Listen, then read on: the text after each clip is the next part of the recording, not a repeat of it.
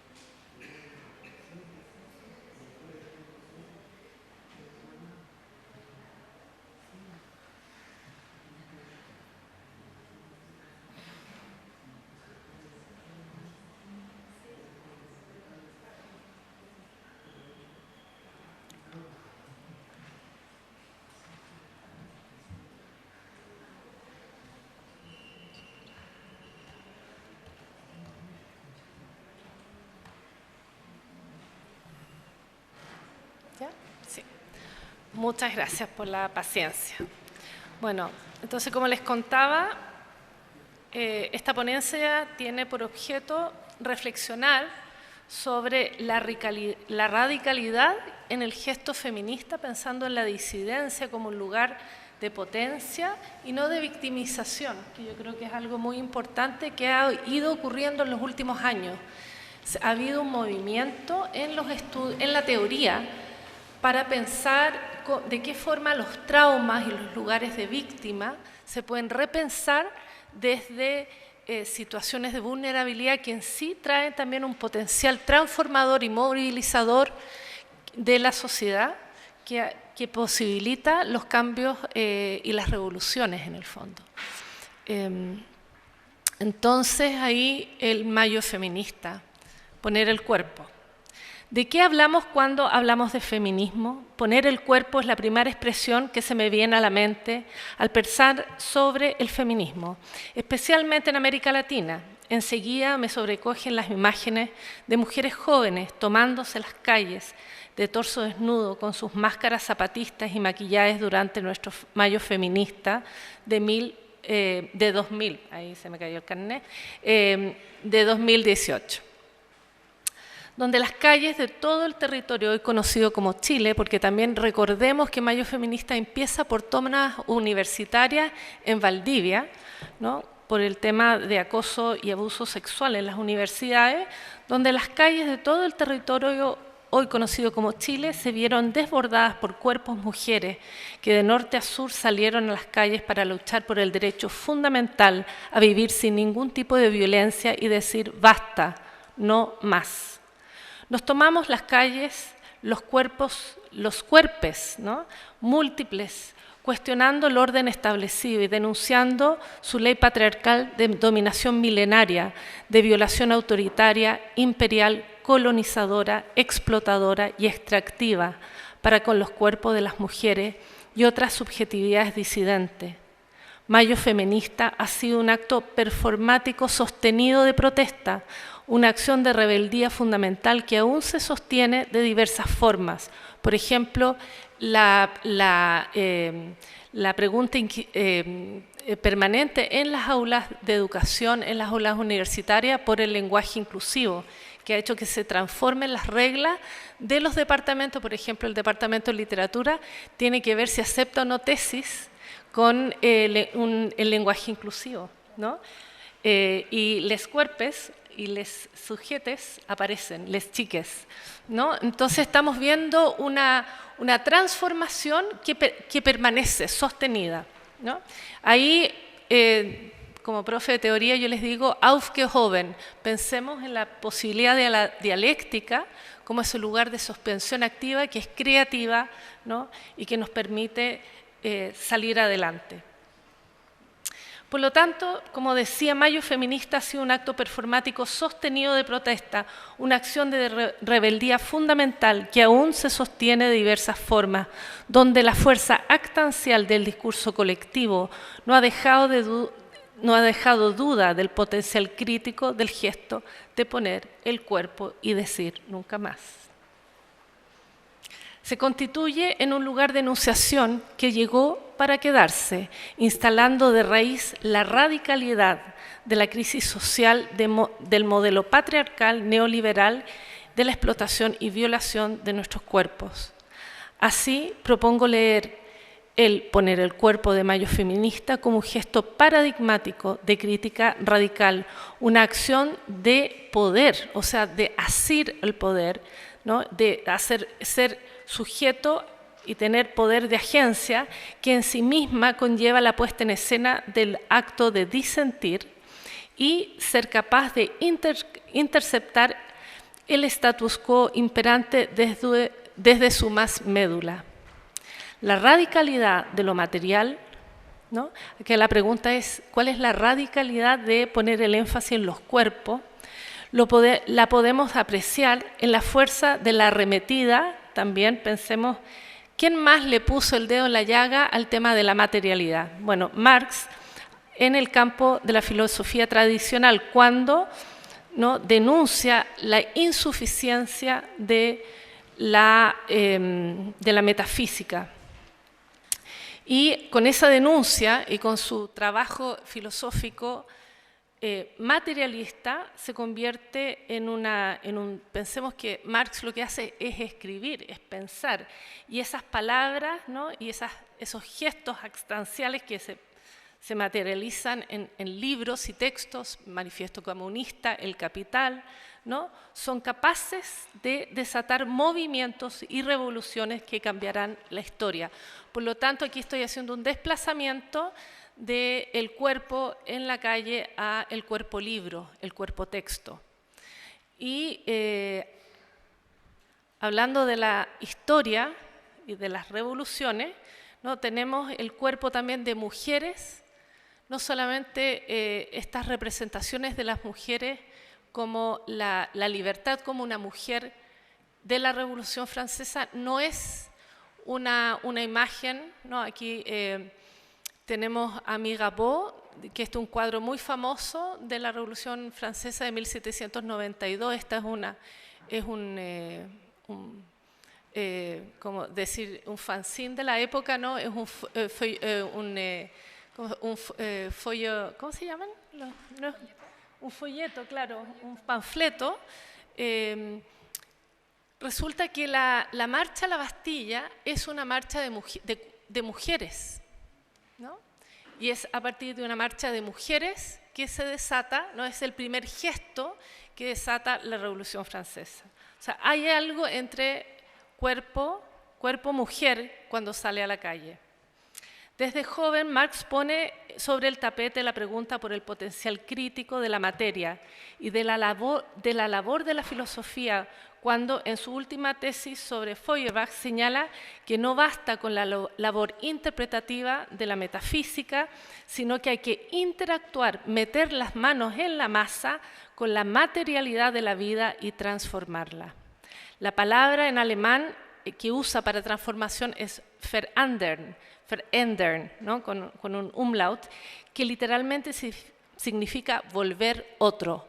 Ver, ¿no? Es el sufijo que habla de la transformación, verkehren, verändern, y ändern es otredad. Y lo que dice es, los filósofos, die Philosophen haben die Welt nur verschieden interpretiert, o sea, interpretan. Ahí interesante es que usa la palabra latina para interpretar. Pero cuando habla de hacer algo que es realmente importante para él, usa una palabra germana, que es verändern. Los filósofos no han hecho más que interpretar de diversos modos el mundo. Pero de lo que se trata es de cambiarlo, transformarlo, volverlo otro. Sin embargo, en Marx el tema de la materialidad fundamental, la Grundrisse podríamos decir, no será la materialidad mismo del cuerpo, sino el fruto del trabajo de en la economía social, que se desprende de este cuerpo. Podríamos decir que Marx no se atreve a llegar a la materialidad misma del cuerpo, a la piel, ¿no? a la manifestación más inmediata de la materialidad de la cual les está hablando. ¿Qué hay de punto ciego en la subjetividad del conocimiento occidental que ha sido capaz de pasar por alto la opresión milenaria de un tipo de cuerpo sobre otro? O sea, ¿qué resistencia hay en el inconsciente del poder del conocimiento, ¿no? Ahí estoy pensando en las epistemes de Foucault, que se niega a nombrar. El mismo Foucault hablaba de esclavos, mujeres y niños, así como era una frase extra, como que la tenía toda aglomerada. No había posibilidad de la enunciación misma de esa discriminación radical. Las editoras de Tejiendo de otro modo, feminismo, epistemología y apuestas descoloniales, en Apayala, Yuderquis, Espinosa Miñoso, Diana Gómez Correal y Karina Ochoa Muñoz lo explican así. Fue en el cuerpo de la mujer donde la humanidad aprendió a oprimir. Es por esto que el despojo causado por el hecho colonial no puede ser entendido cabalmente sin abordar la dimensión patriarcal que en este libro se teoriza, como complejos entroncamientos patriarcales provenientes de muchas matrices históricas y culturales que siempre han estado allí, causando sus efectos nocivos sobre las mujeres primero que todo, pero en última instancia sobre todos los humanos y sobre el mundo natural. Esta conciencia, sabemos, rara vez ha sido compartida por la izquierda o por la mayoría de los movimientos sociales. Después de leer estas páginas, no nos debe quedar ninguna duda de que las luchas contra el capitalismo, el racismo, la homofobia y toda forma de dominación relacionada con el sistema mundo moderno colonial tiene que incorporar estrategias de despatriarcalización como un elemento central. Esta es una foto de una mujer hace 3 días en Ecuador, en las manifestaciones, las rebeliones callejeras de Ecuador. Y si ustedes se fijan, es muy interesante porque las noticias han destacado, no encontré mucha imagen de mujeres, pero las noticias sistemáticamente destacaron que eran las mujeres las que eran la primera línea de las columnas, eran mujeres indígenas con palos, decían. Y me pareció, y las veías ahí, ¿no? Las cholas con sus polleras y los palos y golpeando el asfalto, caminando hacia el palacio. La humanidad lleva cerca de 70.000 años sobre la Tierra, más o menos se calcula, siendo su orden simbólico, material y jurídico uno donde el lenguaje opera para configurar lo que se considera humano y no humano, normativo y no normativo. Sin embargo, a pesar de un puñado de excepciones durante estos 70.000 años, más de la mitad de la humanidad nacidas en cuerpos señalados como mujeres por su sexo, no hemos sido reconocidas como dignas de ser consideradas seres humanos con plenos derechos, al igual que los cuerpos hombres, especialmente cuerpos de aquellos hombres cuya raza y propiedad material e intelectual los habilitan en el poder. Aquí estoy pensando, ¿no? Estoy hablando de una injusticia que perdura en la historia de la humanidad por más de 70.000 años, una injusticia de cuerpos mal nacidos que históricamente por su corporalidad radicalmente otra a la del padre totémico con P mayúscula, hemos ocupado un lugar de abyección. Hemos sido denominadas la eterna ironía de la humanidad, al ser relegadas al ámbito de lo inhumano, fuera de lo público, incapaces de trascender hacia la comunidad universal, lo que Hegel llamaba el Gemeinwesens de la ciudadanía. Y aquí estoy hablando del famoso párrafo donde, o sea, una sección, el orden ético, donde Hegel señala que el ser weiblich, el ser hembra, es la eterna ironía de la humanidad y aquello que debe ser abyectado, ¿no? Combatido por el Estado, por su carácter privado y enajenante de lo público, y lo pone en un lugar estratégico para decir que teniendo este lugar de la eterna ironía como enemigo interno, la nación, ¿no? del folk podía estar unificada. Hegel está pensando cómo unificar Alemania, que no fue nación hasta muy tarde con la Primera Guerra Mundial. Ahí recién con el Kaiser Wilhelm se unifica. Entonces Hegel dice la receta para construir esta nación del folk es hacerle una guerra sostenida a las mujeres y convertirlas en la ironía, en la eterna ironía de lo público y de la racionalidad. Aún hoy en la Tierra los cuerpos que nacen y no calzan con la normativa compulsiva de la masculinidad normativa son abyectos fuera de la plenitud de derechos humanos. para no hablar de aquellos cuerpos que se resisten a aquella normatividad. Cuando en 1786, en el gimnasio del juego de las palmas, del Jeu de Paume, ¿no? el lugar donde se arma la Asamblea Constituyente en la Revolución Francesa, es un gimnasio gigantesco donde se jugaba este juego vasco de las palmas, ¿no? Es como como si fuera el Sport Life, ahí se juntaron. Después de la Revolución Francesa se discurre acerca de qué es lo que se considera humano y que tiene derecho a ser reconocido como ciudadano en la Carta Fundamental. La votación fue aplastantemente en contra del derecho de las mujeres de acceder a dichos derechos universales. Hubo discusión, había una fuerte discusión no solamente en Alemania, o sea, en Francia, hubo en Alemania, en Inglaterra, no, muy sostenida, más son varios años de discusión pública y se fue clausurando el espacio del debate cuando las cartas fundamentales y las revoluciones van tomando estas decisiones de excluir a las mujeres.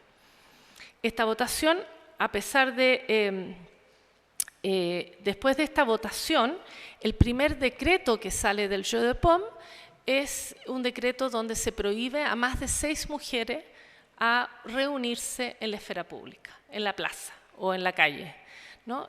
La Revolución Francesa empieza con una marcha de mujeres y el primer decreto de la Revolución Francesa es no más mujeres en la calle. Se parece, en otras palabras, a lo que tuvimos de transición en Chile, ¿no? Se gana el no y luego el pueblo para la casa.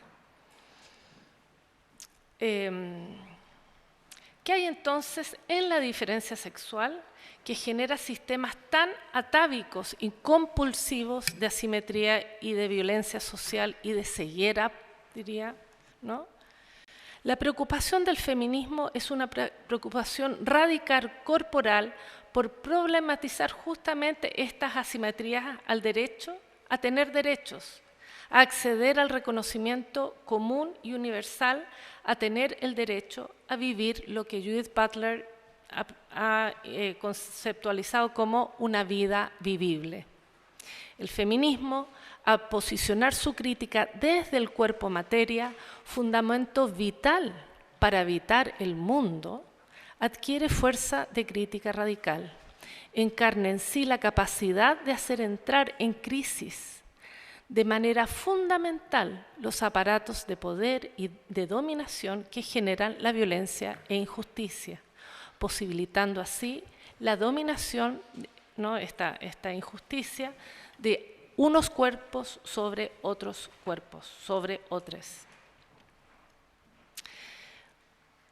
En este sentido, es muy interesante también de qué forma el feminismo se pone a sí mismo sobre tela de juicio, al criticar de manera fundamental su propia subjetividad. Porque el feminismo se da cuenta, al enunciarse a sí mismo, que la palabra mujer queda chica, ¿no? El género es estrecho, el género está en disputa. Y se pregunta radicalmente por la posición cuerpo-mujer como una posicionalidad, o sea, dice más que mujer como una entidad esencial, estamos hablando de un lugar social que ha sido en algunas veces, o sea, en la mayoría de las veces encarnado por cuerpos mujeres, pero básicamente eso es una posicionalidad exterior, que a su vez también es una posicionalidad crítica, ¿ya? Una posicionalidad crítica, shh, soy profe, lo puedo hacer callar. Una posicionalidad crítica que permite, ya desde el exterior constitutivo del conjunto, ¿no? Si el folk se constituye, la república se constituye, la nación se constituye en torno a un enemigo interno, llámese enemigo interno, por ejemplo, pueblo mapuche, ¿no? Esto es también una abyección radical, pobre de mí, ¿no? Mujer blanca de clase media alta chilena, burguesía, que fuera a tener, ¿no? una relación con alguien mapuche, ¿no? Al principio yo comencé a tener amigos mapuches, me decían, cuidado, nos quieren matar. A mí eso me llamó mucho la atención. O sea, lo subversivo que fue a fines de los 90, principios del 2000, empezar a relacionarse de igual a igual con personas mapuches, ¿no? Entonces, no es solo mujeres, sino que empezamos a criticar también el sujeto mujer. Es decir, aquí estamos hablando de algo más que el cuerpo binario, sino que estamos hablando de una manera de estar en el mundo que es una manera de una posición de vulnerabilidad, pero esa misma posición de vulnerabilidad nos da el potencial para darnos cuenta de las crisis que vivimos como sociedad. Así, el pensamiento feminista brinda fundamentales herramientas críticas para profundizar otras tareas críticas que enfrentamos desde Chile y América Latina. Las críticas al colonialismo, al imperialismo y la dominación racial. Y eso es muy interesante del feminismo que está saliendo desde la decolonialidad y de la interseccionalidad. En efecto, el ejercicio práctico de pensar desde la diferencia sexual debiera ser un imperativo político para hacerse cargo de las asimetrías fundamentales que nos constituyen. Entonces acá los quiero invitar a pensar, mirar dos poemas. ¿Ya cómo estoy con el tiempo? Yo que estamos, ¿no? Sí. Ya, quiero terminar mostrándoles dos ejemplos y así dejar como el espacio para hablar de Anastasia. Yo voy a estar hablando desde escrituras de mujeres, de cuerpos, entre comillas, mujeres también, porque todo se puede indagar. El primero es el poema de Graciela Huinao. Ella es una poeta huilliche, esto quiere decir que es del sur de Chile, del campo del sur, o sea, del sur-sur, Osorno estamos hablando, ¿no? Se llama Salmo 1492. Nunca fuimos el pueblo señalado, pero nos matan en señal de la cruz.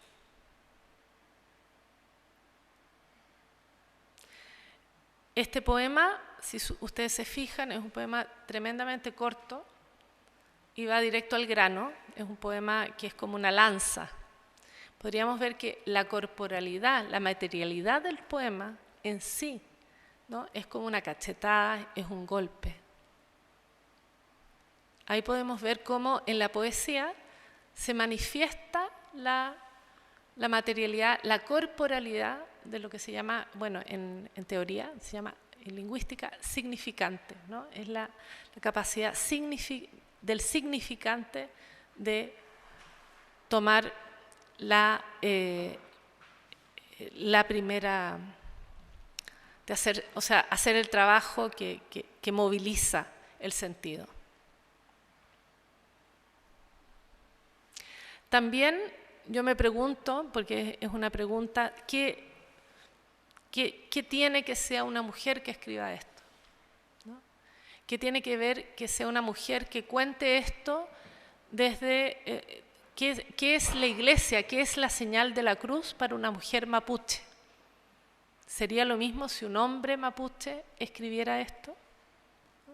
Y ahí son preguntas y aparece otra historia. Empezamos a leer otra dominación, otra colonización.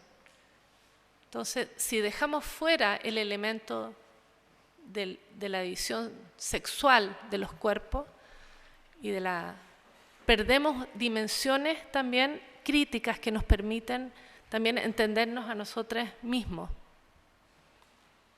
Finalmente, el Salmo 1492 tiene la simpleza de la oralidad de los salmos de David. Los salmos de David son una parte tardía de la Biblia, son integrados a la Biblia al final, y hubo mucha junto con el Cantar de los Cantares, son de las partes más debatidas por su ambigüedad literaria, ¿no? Entonces también es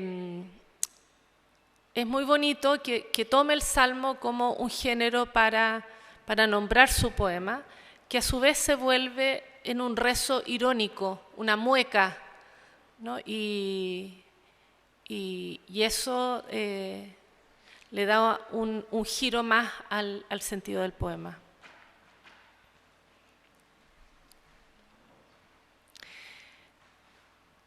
Y mi trabajo con el feminismo comenzó con Gabriela Mistral, y hay algo en el pensar radical y crítico que tiene un vínculo a la letra, al poder fijar la letra, el poder que da la lengua a la letra y también la creación verbal.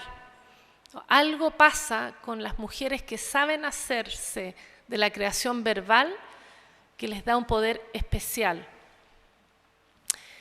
Y en el poema Todo íbamos a ser reinas de Gabriela Mistral tenemos la enunciación del acceso radical de Gabriela Mistral, de Lucila en este caso, que es su nombre biológico de nacimiento, cuando ella cuenta la historia de sus amigas de infancia y ella misma, que en el valle de Elqui, en Monte Grande, cada una de las 3 niñas, como en los 10 perritos, cada una va sucumbiendo a una historia más trágica, y dice, ¿no? Y no usa un pero, ¿no? Dice un y, ¿no? Un ilativo, una conjunción que cumple, acopla, ¿no? Y vincula.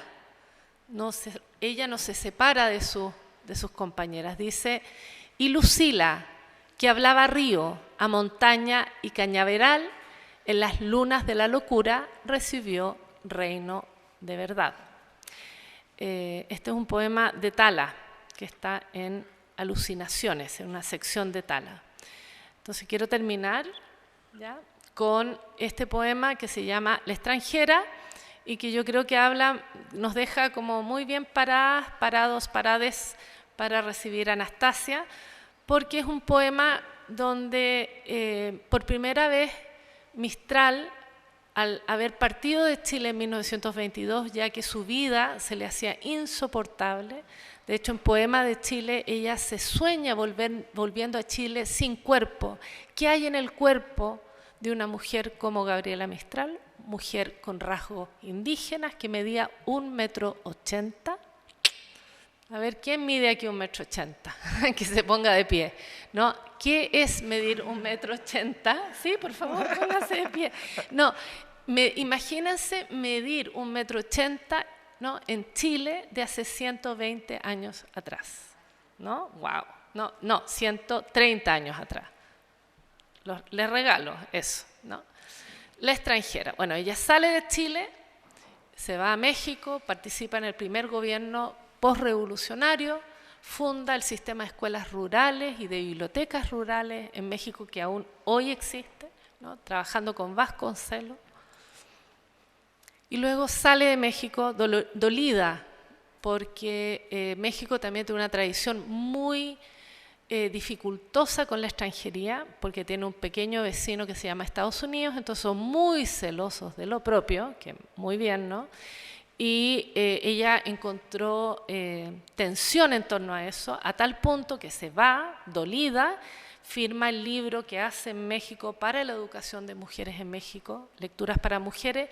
Su prólogo firma La extranjera, y aquí aparece el poema La extranjera, que coincide justo con la época que ella sale, Tala es del 38, no del 34, donde ella coincide con la sección Saudade, que es la sección donde ella reflexiona sobre qué significa la nostalgia del hogar propio. Habla con dejo de sus mares bárbaros, con no sé qué algas y no sé qué arenas. Reza oración a Dios sin bulto y peso, envejecida como si muriera. Ese huerto nuestro que nos hizo extraño ha puesto cactus y zarpadas hierbas. Alienta del resuello del desierto y ha amado con pasión de que blanquea, que nunca cuenta y que si nos contase sería como el mapa de otra estrella. Vivirá entre nosotros 80 años, pero siempre será como si llega, hablando lengua que jadea y gime y que le entienden solo bestezuelas. Y va a morirse en medio de nosotros, en una noche en la que más padezca, con solo su destino por almohada de una muerte callada y extranjera. Acá les quiere llamar la atención, en ciertos lugares ella escribe en un lenguaje con muchos dejos de barroco y de la neovanguardia, o sea, de vanguardia. Ella podríamos decir que es vanguardista, aunque eso, Jaime Concha es el único que se atreve a decir eso. Y acá vemos cómo ella, en la materialidad de su cuerpo, se ve transformada por la geografía de donde proviene. Habla con un dejo de mares bárbaros con no sé qué algas en su habla, con no sé qué arenas, ¿no? Imagínense la boca con algas y arena. ¿Cuándo es que uno termina con algas y arena en la boca? ¿Qué chileno es tener algas y arena en la boca? Reza oración sin bulto y peso, envejecida como si muriera. Ella es gran lectora de Santa Teresa y de San Juan de la Cruz, de San Francisco, un Dios sin mayúscula, ¿no? Mundano y descalzo. Ese huerto nuestro que nos hizo extraño, el huerto, la huerta es el símbolo que se usa desde la poesía mozárabe, el Cantar de los Cantares, Darío, toda la poesía de herencia ibérica, hispana y latinoamericana. El huerto es el lugar del loco, no solamente del locus amoenus, el lugar del encuentro feliz de los amantes, sino que también es la vagina, es el sexo femenino. Ese huerto nuestro que nos hizo extraño ha puesto cactus y zarpadas hierbas. Alienta del resuello del desierto, ¿no? El resuello es el sonido del desierto. Y ha amado con pasión de que blanquea. El sol cuando quema la carne y los huesos se vuelven blancos. Después del rojo viene el blanco, dice Bataille. Que nunca cuenta es una pasión de que nunca cuenta y que si nos contase sería como el mapa de otra estrella. Aquí yo no puedo evitar de hablar de Is There Life on Mars de David Bowie. Todo el uso de lo extraterrestre como una metáfora para hablar de la disidencia sexual. Vivirá entre nosotros 80 años, pero siempre será como si llega, siempre va a ser extranjera. Hablando lengua, y aquí tenemos la materialidad del cuerpo que aparece en la aliteración, ¿no? Del jadea y gime. Fíjense cómo la lengua se resiste, los sonidos del cuerpo se resisten y que le entienden solo bestezuelas. Es doblemente bárbara, no solamente no habla el idioma de la norma, sino que además no habla idioma humano. Y va a morirse en medio de nosotros en una noche en la que más padezca, con solo su destino por almohada de una muerte callada y extranjera. Entonces, con este poema, que yo creo que pone sobre el tapete la radicalidad del cuerpo otro, ¿no? del cuerpo escritural, que trata que nombra aquel lugar que aún no tiene lenguaje propio, ¿no? Pensemos en ese sexo que no tiene nombre, ese amor que no tiene nombre del que habla Wilde. Bueno, ahí tenemos a La extranjera de Gabriela Mistral. Muchas gracias.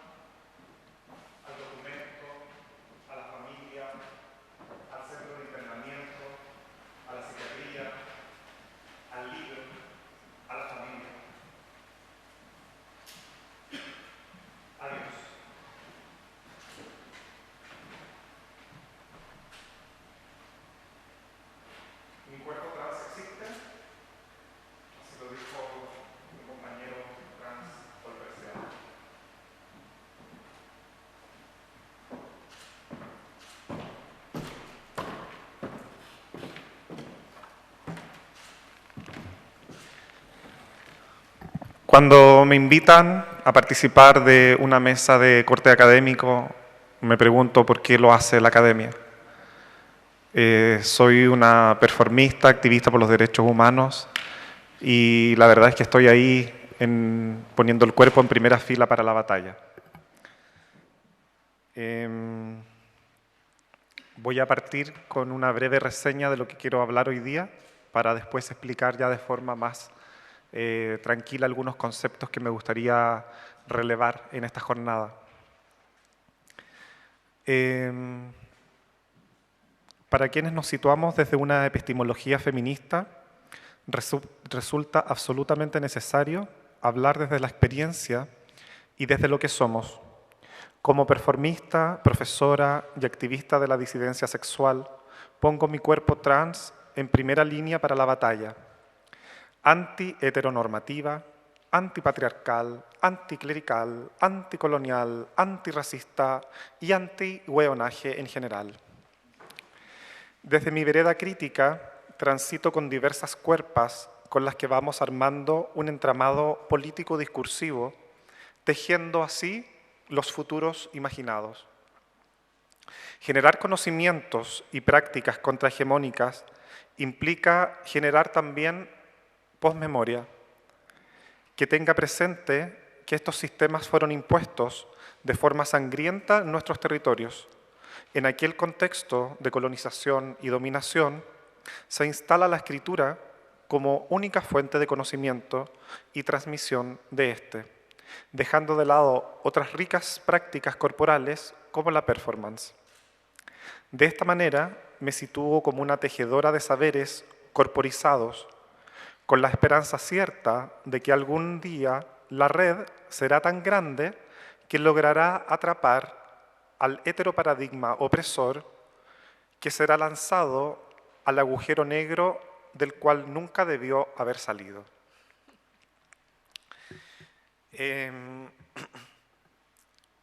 Voy a ir desglosando un poco esta síntesis. Primeramente desde la epistemología feminista y de por qué hoy en día estamos produciendo conocimiento y se me invita también a esta mesa. Porque hay una ruptura con el positivismo y con las ciencias instaladas también desde una colonización del saber. La forma de saber, la forma de acercarnos al conocimiento y a transmitirlo y generarlo, es también producto del sistema de colonización.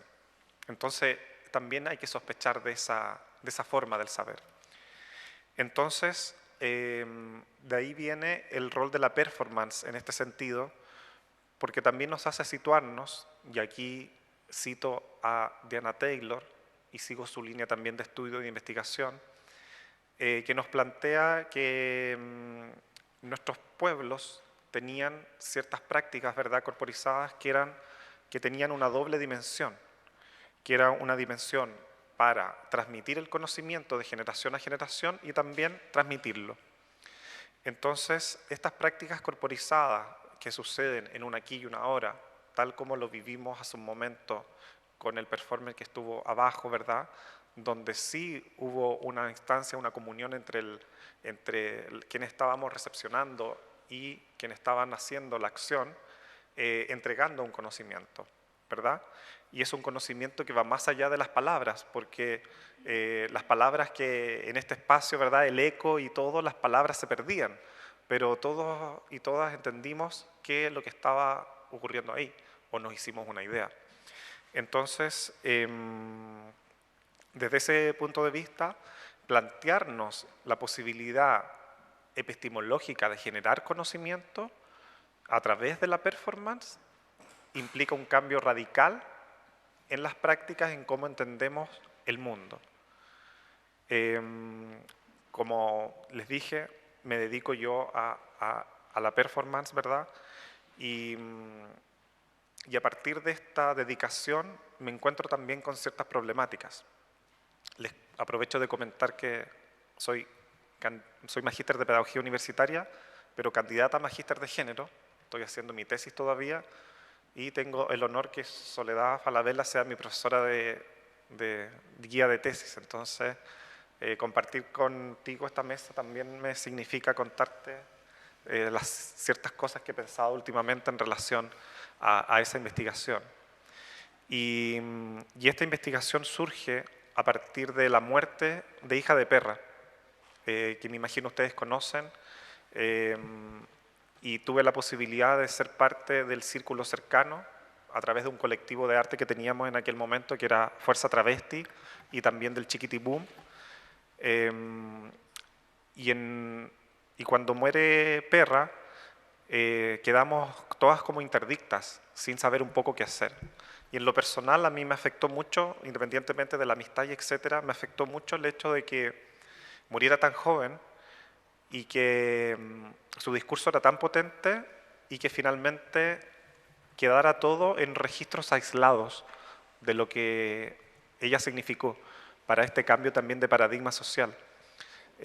Porque pónganse ustedes a pensar que toda esta explosión feminista que habla también Soledad en su ponencia, y todas estas posturas antipatriarcales y antinormativas, Perra las venía trabajando ya de hace rato.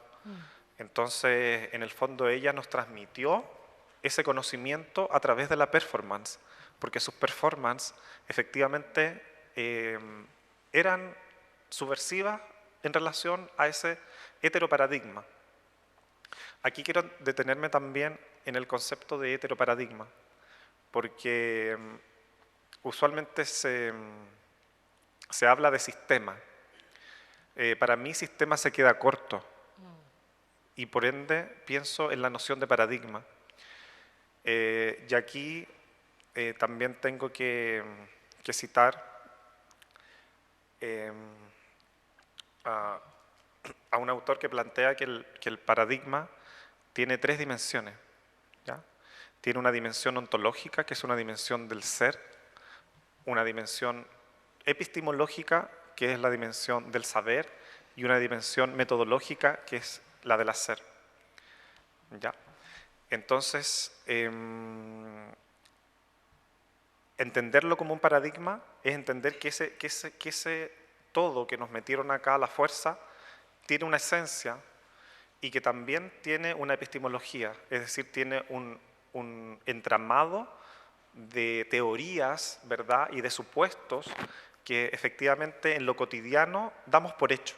Damos por hecho el concepto de verdad, damos por hecho el concepto de objetividad, damos por sentado lo que existe y lo que no existe, siempre desde una lógica más bien de tipo positivista. Entonces,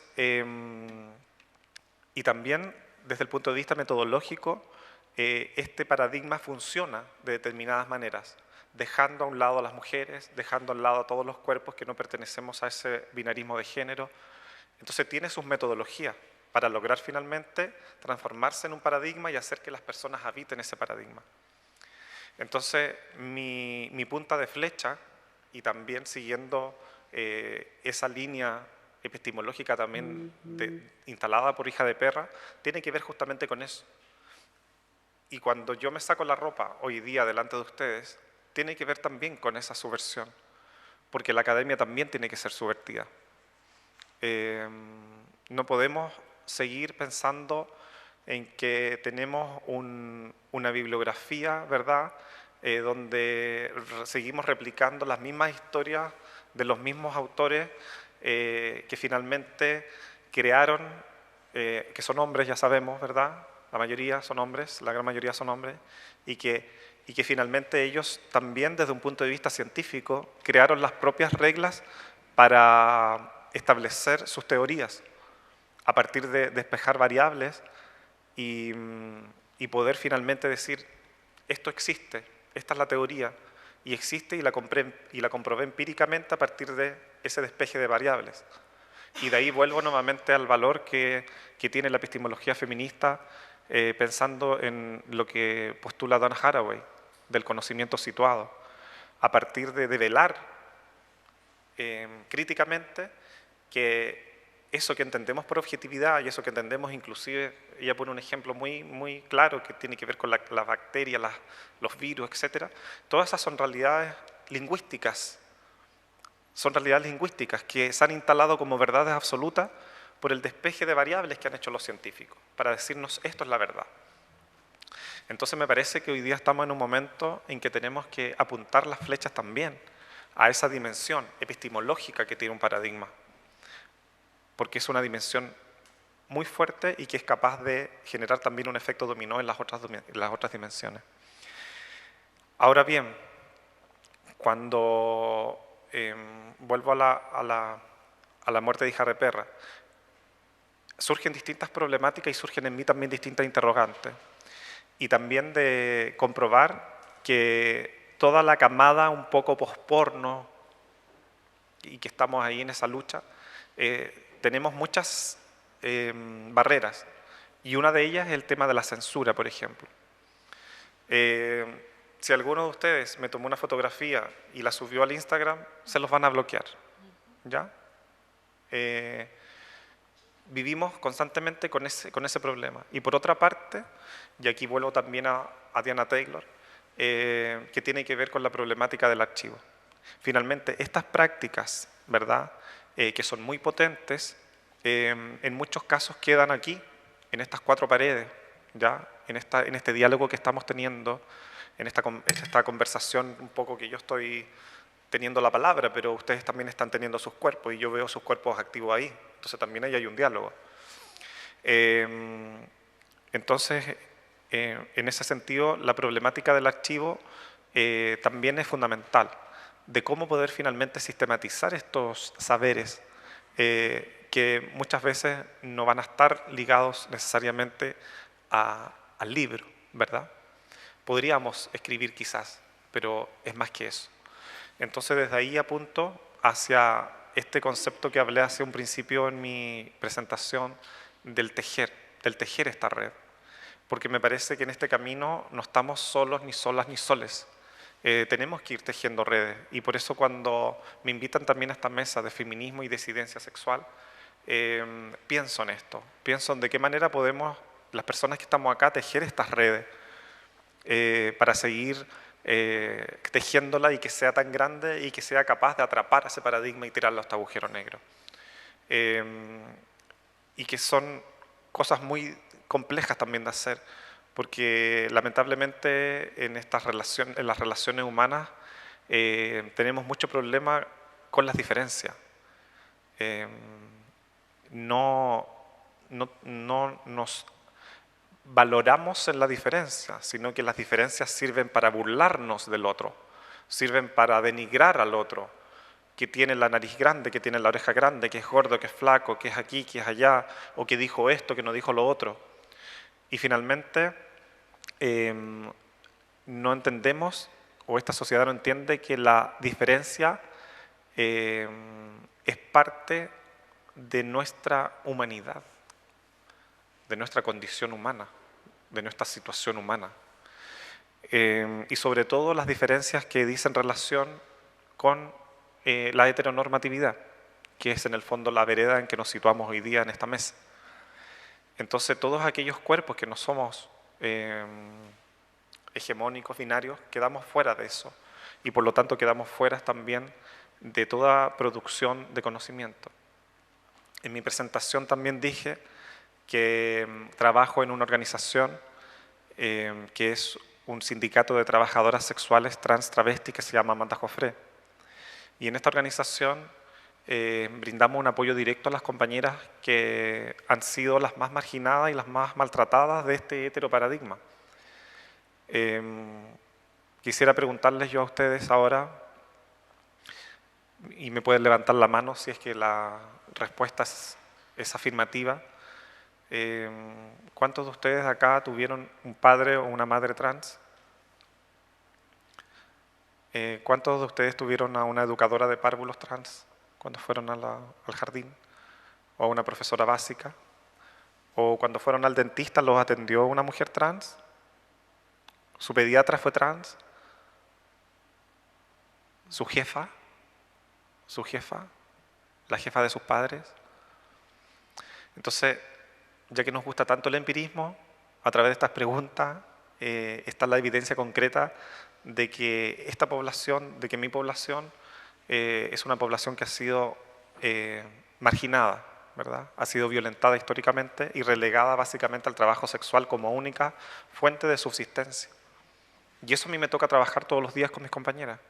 Cuando van a la casa, tenemos una casa trans, donde van porque ya no aguantan los dolores, porque en algún momento de sus vidas se pusieron aceite, que son siliconas inyectables, ¿verdad? Y que al paso de un tiempo eso se pudre en el cuerpo y migra hacia otros lugares. O cuando un cliente las obligó a consumir hasta el amanecer y esa compañera con sobredosis cae al hospital. O cuando él le dijo te pago 20.000 pesos más y lo hacemos sin preservativo y llega la chica con una ITS. Entonces, efectivamente, hay muchos lugares donde trabajar, ¿verdad? Y yo me sitúo desde este lugar, una porque me identifico en este momento de mi devenir con la corporidad femenina trans, y que es un momento, me siento como en un viaje, ¿verdad? Y ese viaje es muy rico también porque me permite también generar un impacto directo en mis compañeras y tratar de mejorar la calidad de vida. Y cuando yo doy estas charlas también apelo a eso y apelo a una conciencia de entender que muchas veces se nos mira como la ladrona, la que está en la calle, porque ahí es el lugar que nos dejaron. Pero no se ve que finalmente este sistema, ¿verdad? Este paradigma dejó ese lugar para nosotras. Y por lo tanto, para mí generar conocimientos desde la perspectiva trans también es un aporte relevante, porque me permite justamente pensar en estas cosas. Porque esto que yo les dije ahora, y estas preguntas que se las dije ahora, las he ido pensando en el transcurso de las muchas veces que me he parado para decirle a alguien qué somos. Y para que entiendan efectivamente ese daño estructural y ese genocidio que hemos sufrido. Porque no sé si han oído las estadísticas, ya que tanto nos gustan, de la expectativa de vida de nosotras, que es hasta máximo los 40 años en la región. Entonces, efectivamente, el tener ese dato, y que suena como un dato empírico, pero que les digo que de verdad existe porque me toca mensualmente estar enterrando a mis compañeras que mueren por violencia, enfermedades, etcétera, las siliconas inyectables, etcétera. Entonces, ahí compruebo que efectivamente ese dato es correcto. Entonces, generar este conocimiento, ¿verdad? Siendo mujer trans, me permite llegar a establecer estos temas como temas relevantes y temas urgentes. Porque finalmente tenemos un entramado, podemos teorizar, podemos tener un entramado teórico maravilloso, pero si ese entramado teórico y maravilloso está solamente en las universidades, no va a pasar nada. Y cuando hablamos que el feminismo representa una corriente crítica, estamos hablando de la transformación social. Siempre yo hago la distinción, y como profesora siempre lo traté en la clase, del pensamiento crítico y el pensamiento criticón. El pensamiento criticón es aquel que nos hace burlarnos de las diferencias, ¿verdad? Y el pensamiento crítico es el pensamiento que va hacia la transformación social y que efectivamente va a poder generar un cambio en este paradigma. Ahora bien, ¿cómo mezclar esas cosas? ¿Cómo mezclar, cómo generar esta red entre los conocimientos teóricos, los conocimientos prácticos, los conocimientos intangibles también que se pueden dar? Porque también podemos adquirir conocimiento a partir de, inclusive yo lo pienso como la osmosis. Cuando yo estoy cerca de una persona que quiero y que me hace sentir cosas, su piel me habla y yo siento que ahí hay conocimiento también. Soy bailarina, me relaciono con el cuerpo. Mis compañeros bailarines que a lo mejor nos han leído a Nietzsche, ¿verdad?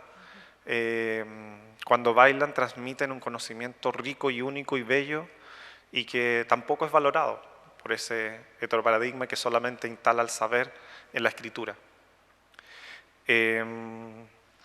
A partir de todas estas reflexiones y antecedentes, lo que me estoy planteando ahora como estudiante de magíster, candidata a magíster de género, es poder justamente decir, mira, ¿sabes qué? Me enfrento con estas problemáticas, ¿qué hago?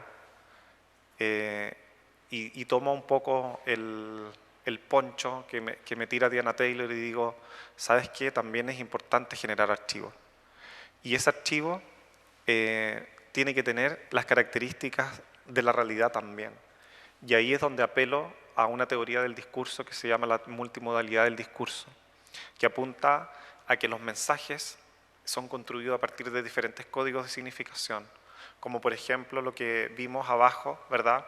Por una parte estaba el texto, por otra parte estaba la musicalidad de sus cuerpos, la musicalidad de los instrumentos, inclusive el eco que hizo que esa performance fuera única y repetible. O sea, lo que ustedes vieron no va a poder ser igual en ningún otro lugar. Y por otra parte, ¿qué nos queda de eso? Habían muchas cámaras, ¿verdad? Había muchas cámaras registrando fotos, videos, etc. Esos finalmente son registros que están mediados también por los puntos de vista de quienes toman esos registros. Entonces no es que después usted vaya a decir al celular, mira, esta fue la performance que vimos hoy día en el museo de Francisco. Porque eso también está mediado por ese punto de vista que tomó esa imagen. Y por lo tanto, pensar en la multimodalidad del discurso es pensar también en epistemología feminista, es decir, ese ser humano, ¿quién es esa persona que registró? ¿Por qué le motiva a registrar? ¿Por qué está publicando esto? Y finalmente poder tener en mi mente, ¿verdad?, una página web que pueda ser capaz de transparentar un poco esa multimodalidad que se ve en el discurso vivo. Pero Diana Taylor también es muy categórica al decirnos que aunque lo hagamos como lo hagamos, la performance no se puede archivar. Pero sí, a través de esta forma, se puede llegar más a entender ese acto ilocutivo del performer que tiene que ver con la intención comunicativa del hacer. Cuando yo me paro adelante a decir ese texto, yo tengo una intención. Y la intención es generar algo, un acto perlocutivo, generar una reacción en ustedes, que algo pase. Y finalmente esa fusión va a generar la comunicación, porque la performance es un acto de comunicación y es un acto de conocimiento. Ahora bien, para ir cerrando, esta red que yo hablo para construir, no pretendo generar una red a partir de las mismas lógicas del sistema y del paradigma, porque finalmente sería generar una realidad paralela. Lo que yo quiero es construir una red que sea capaz de comerse eso y tirarlo al agujero negro. Y por lo tanto, me llega a la mente otras formas de organización y de otras formas de ver cómo se construye la realidad, y que tiene que ver con la postura rizomática de Deleuze y Guattari, y entender que tenemos otras formas de que la cosa funcione y que podemos relacionarnos de forma inclusive aparentemente caótica, pero sí podemos tener una cierta estructura. ¿Ya? Bueno, en estos tipos de instancias quedan muchas cosas en el aire. El objetivo para mí siempre también, cuando me invitan a este tipo de situaciones, es también que las personas se vayan con más preguntas que con certezas, porque las certezas son buscadas por ese paradigma en el que yo no creo y no quiero participar. Y ahora sí voy a necesitar el micrófono. ¿Tienes uno acá, no? No, voy a querer el otro y me parece que tengo que poner el pendrive de nuevo ahí. Sí, es que aquí está el... ¿Cómo? Pero podemos sacar. Mira, acá. Lo que es en la pantalla. Sí. Gracias. Y no puedo dejar de pensar en lo que quiero transmitir también hoy y en lo que estoy también en la vida, que tiene que ver con el develar todos esos crímenes de odio que sufrimos las mujeres y las mujeres trans en estos territorios. Podríamos hacer una lista, un obituario gigante de todas las compañeras caídas. Así es que eso es lo que quiero decir, y para eso tengo una canción que se llama Castración. Y, Anastasia, ¿cuál es? sí. ¿Qué hay que proyectar? No, es una canción. Sí. Ayúdame tú porque... Vamos a probar si suena primero. O sea, lo correcto.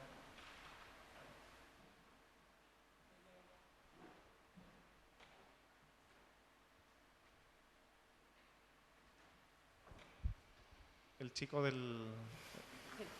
del asistente se fue. Se pasaron de la hora. Espérate, a ver acá. Reproduce.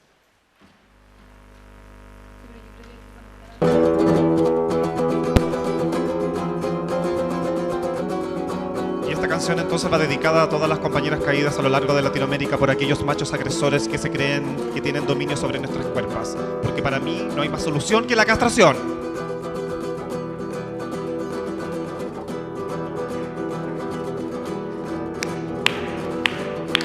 Que una forma de dominación, el miedo no es más que una forma de organización. Te atrapa, te para, te mata, te atrapa, te para, te mata, nos mata. El miedo no es más que una forma de dominación, el miedo no es más que una forma de organización. Te atrapa, te para, te mata, te atrapa, te para, te mata, nos mata. Si el macho huele el miedo, le da poder. Si el macho huele el miedo, le da placer. Si el macho huele el miedo, te va a joder, te atrapa, te para, te mata, te atrapa, te para, te mata, nos mata. Si el macho huele el miedo, le da poder. Si el macho huele el miedo, le da placer. Si el macho huele el miedo, te va a joder, te atrapa, te para, te mata, te atrapa, te para, te mata, nos mata. El miedo no es más que una forma de dominación, el miedo no es más que una forma de organización. Te atrapa, te para, te mata, te atrapa, te para, te mata, nos mata. El miedo no es más que una forma de dominación, el miedo no es más que una forma de organización. Te atrapa, te para, te mata, te atrapa, te para, te mata, nos mata. Si el macho huele el miedo, le da poder. Si el macho huele el miedo, le da placer. Si el macho huele el miedo, te va a joder, te atrapa, te para, te mata, te atrapa, te para, te mata, nos mata.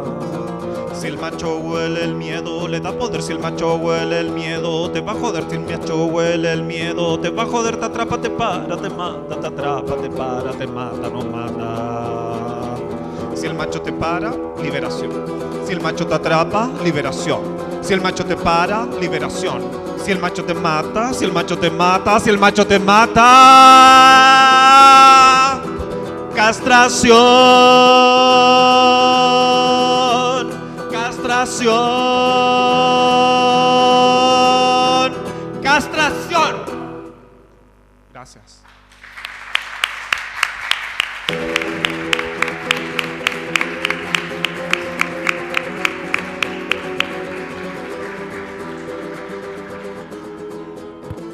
Vamos a agradecer a Soledad y Anastasia y vamos a proceder a preguntas del público. Si es que alguien tiene alguna consulta. Una o dos porque tenemos que ir terminando rápidamente.